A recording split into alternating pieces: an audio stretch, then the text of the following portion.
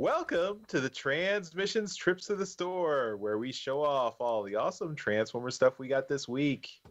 This video is part of our regular Transmissions podcast. You can check that out at our website, transmissionspodcast.com. We do 2 shows every week. First, on Wednesdays, is Transmissions, the flagship show. It's all about Transformers toys. And this Trips to the Store is a part of that. Of course, this week is Toy Fair, so we've got lots of news from that. And then every Friday is Transmissions Alt Mode, which is all about Transformers comics and media. And this week we are reviewing Bumblebee Win If You Dare. That was a cool little graphic novel that came out at the end of last year. So you might notice Yoshi and Daryl are missing, but we do have Editor Mike here backing us up. Woo. Thanks for joining us. Always a pleasure. And you'll hear from Mike in a little bit all the stuff he's got. It's been a while, so he's got some things to show off. Tons of stuff. All right, as always, Transmissions and Trips to the Store is powered by you, the listener/viewer. All of our Donatreons, the people who give us money on Patreon and PayPal. You guys are awesome. Thank you so much for helping us out. And if you are not a Transmissions Donatreon, but you want to become one, just go to transmissionspodcast.com/support. And that's where you can sign up and become a Donatreon. If you are not interested in being a Donatreon, you can go to transmissionspodcast.com/shop and buy some merch from us. That also helps us out. So let's talk about merch, about the stuff we got this week. So, Jeremy, I'm going to start off with you. What did you pick up?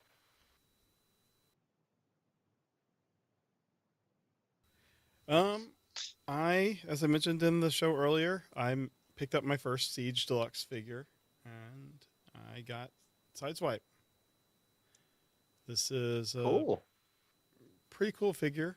I have transformed him back and forth a few times now. I think it's a really nice transformation. I like how they kind of give him ankle tilts just because the foot piece is on this little hinge, so you can put him in some pretty dynamic poses. I like that. I like that you get special mounting for the little shoulder missile. It's not a 5mm peg. It's a little tab, and it's a nice sideswipe.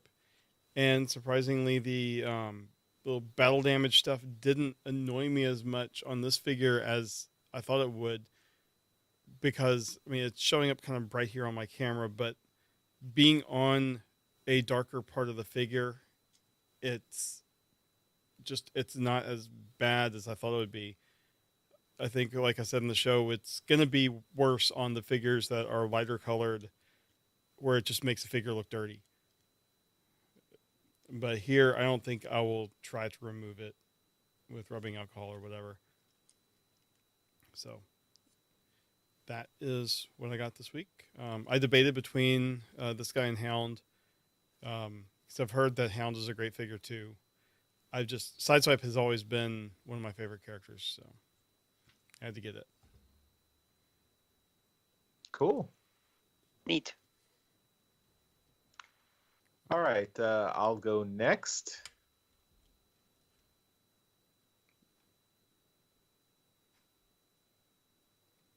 Okay. All right. I got a bunch of little things this week. Wait. Sorry. Oh. It jumped over to... No. Okay. Start over. All right. I got a bunch of little things this week. Butts. Or butts. So this is Skills Punk. He turns into an old school video game cartridge. You can see he's got a little Autobots versus Decepticons logo on there. So that's one guy. Bonsai, who turns into a bonsai plant. There's a Puxy, who's a hockey puck. What do we got here? Slappy Happy, who turns into a ruler. I guess you hit people with this ruler.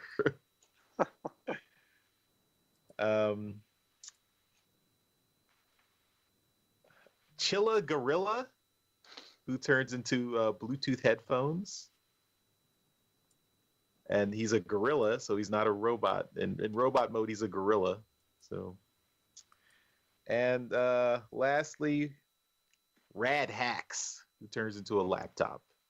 I don't know why he's sweating, but maybe he's doing a very difficult hack, and he's under a lot of stress. But He just got the tech support call. Yeah. Yeah, these are all cool little figures. So yeah, here they all are.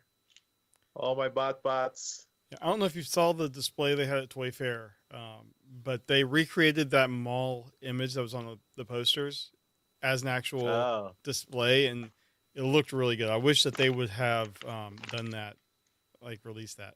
Yeah, so they actually made that as a as an actual display for all the bots in the same poses and everything, and it looked really good. They should put that out as a product.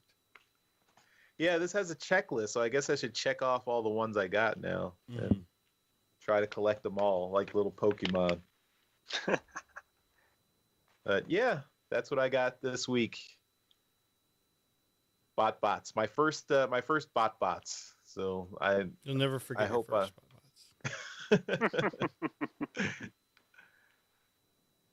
All right. Mike, over to you.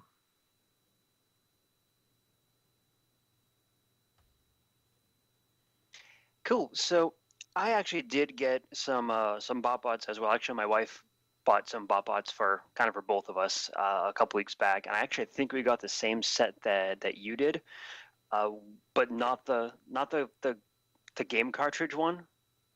So I don't know if that came in with the set or if that was an individual one that you got there, Charles. Yeah, that was a blind one I picked up separately, and gotcha. Yeah, that came separately. So cool. But yeah, we picked up that same 5-pack. It was pretty fun. So I picked up over the last few months a couple of the Siege figures. It's the only Siege figures that I've picked up so far. And probably some of the few Siege figures that I will actually pick up. So I did get Skytread or Flywheels, for Christmas a couple months back. So he's a pretty cool figure. I do a little disappointed that he's not two individual figures like Battletrap is, but still pretty awesome figure though. Very faithful to the IDW version that died like the first issue he was in or something like that, with the giant tread feet. Picked up Cog. Actually, I was given Cog, Christmas gift as well. I have the Fort Max, so of course I wanted to get this guy here. Love Fort Max, love Cog. He's pretty awesome. I pretty much just kept him in his combined form. I know he'll turn into all the little accessories and stuff, but had no real desire to. So it's kind of stuck in the same mode for a while now. And the last figure, the actual one that I picked up myself, was the Siege Megatron. And he is a really cool looking figure, I was a little surprised with just how much I enjoyed him, how much I liked him. I will say that his sword cannon thing, just look at that. This is just freaking nonsense. I was hoping that when I remove this, I could take the actual blade part of it out, but you can't. It's part of the same thing. There's a joint on the bottom down here where it can make a stand for the cannon. Right, and it combines into the actual figure like this. But I was really hoping you could remove that part because the cannon looks pretty awesome, but now it's got this damn sword thing attached to it. It's like, the fuck is this? It's gotta be. It's an homage to the Japanese G1. It still looks like shit. Yeah, that's why we have But shave waves. It's an homage to Final Fantasy VIII with the gun blade there. Jeez, yeah. But aside from the sword gun over there, the figure itself looks really, really awesome. It's got ankle tilts as well. Pretty cool on that end. And cannon is removable. There we go. So that's took far too much effort, but whatever, it's fine. But yeah, cool figure. I was surprised by how much I liked him. I'm considering picking up the Prime. Still haven't decided yet. If he goes on sale or if I find him cheap somewhere, then maybe. Because the Prime does look pretty awesome in robot mode. So who knows? Maybe. But yep. So Skytread, Cog, and Megatron. Nice. Yeah, I'm still on the fence with that Megatron just because I've seen it in the store a couple of times, but that battle damage is just, it's turning me off. It is a bit rough. And on the legs, hope it doesn't go out of focus or anything, but in the legs, the dirt on it is a very light color. So I don't know what they're thinking with that. Yeah, we saw last week Jason Kirk had removed off of his Megatron all of this stuff, and so it is with some elbow grease. It is possible to get rid of it. Yeah. Still though, the fact that you have to put in like a good hours of work cleaning a figure that you're already spending a good amount of money on, it's like Yeah. I bought a toy and a chore. All right. All right. Well, that's all we got for Trips to the Store this week. Thanks, everyone, for watching. Again, thank you to all of our Donatrons who continue to support the show. If you want to become one, just go to transmissionspodcast.com/support. And if you want to leave us feedback on the episode, either you can put comments down in the YouTube video here, or you can go to our website, transmissionspodcast.com/feedback. And there you can leave us voicemails, emails. You can contact us on all our social media channels, except Google Plus, because that is dead. Yep. But everywhere else, you can find us. Hey everyone, thanks for listening to this episode of Transmissions. But just because this episode is over doesn't mean the Transformers fun has to stop. Join us and other Transformers fans on our Discord chat server by visiting transmissionspodcast.com/discord. If you would like to learn more about how you could support the Transmissions podcast, just visit transmissionspodcast.com/support. Thank you all for listening, and we'll see you again next week.